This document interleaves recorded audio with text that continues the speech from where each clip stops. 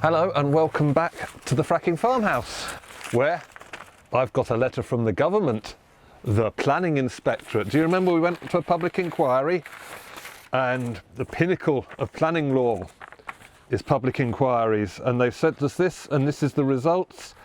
And paragraph 84 in the conclusions, I have taken into account all the representations made, that includes us lot, our community.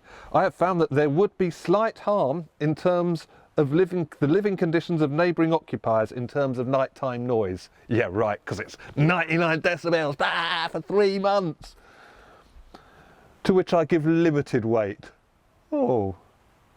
However, this would not outweigh the benefits of the exploration in terms of its potential to improve resources for energy supplies, to which I give substantial weight.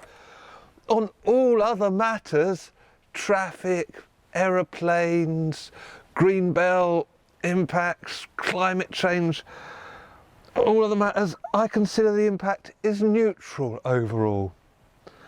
The conditions following this decision would ensure that development would be carried out in an acceptable manner. Whilst I have found that it would not comply with policy MP1 of the DDMLP, it would be in accordance with other policies. Therefore, I conclude that the appeal should be allowed. Okay.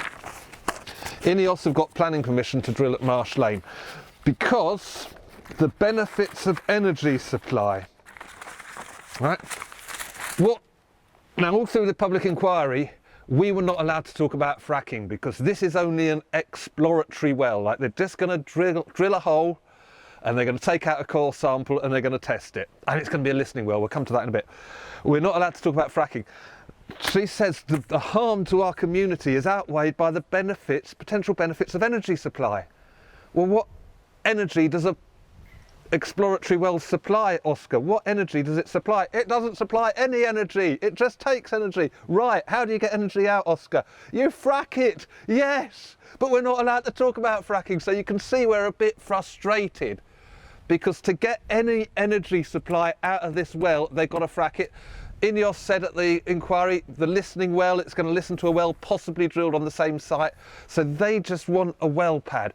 And we couldn't talk about the harm that the frack trucks are going to bring, the wastewater, all the things that are associated with fracking, we weren't allowed to talk about because it was an exploratory well, yet the benefits of energy supply outweighed the harms. Can you see?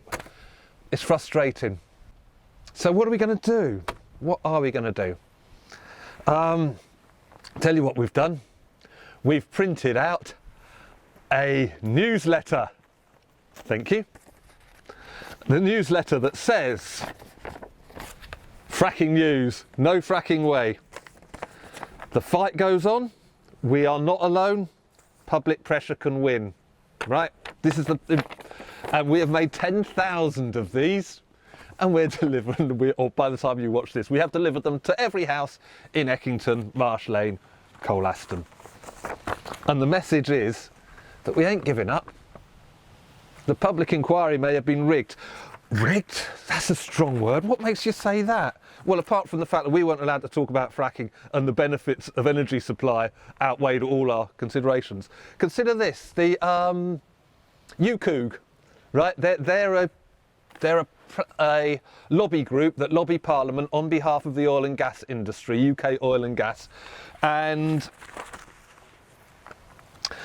they're funded by the oil and gas industry, and their lobbies and that. But it was a fair fight, wasn't it? We all had equal access to the inspector, and it was all done all above board. And we were all notified on the 16th of August at about 11:30 to midday that it was put out on the planning inspector's website, the fact that we'd lost and they'd won. And at 7:25 that morning, we are talking about 5 hours before the decision was announced, UCOOG tweeted, "We are delighted that the decision has gone our way and we've got planning permission for Marsh Lane." How come they knew?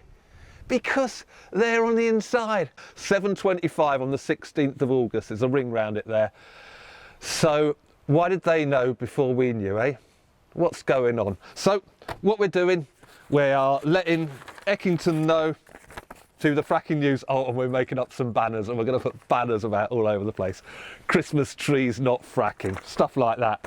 something about the UK's richest man wants to frack our village to make plastic.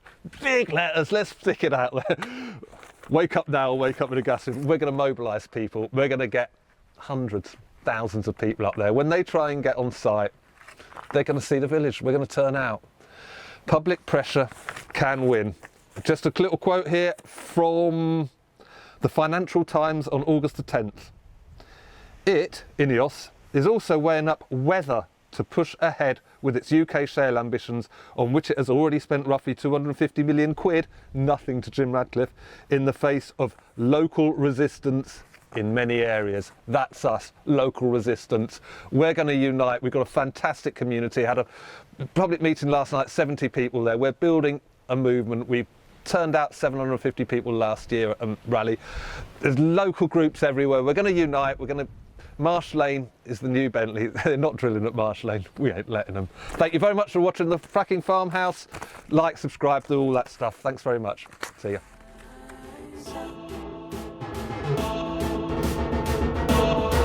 You gotta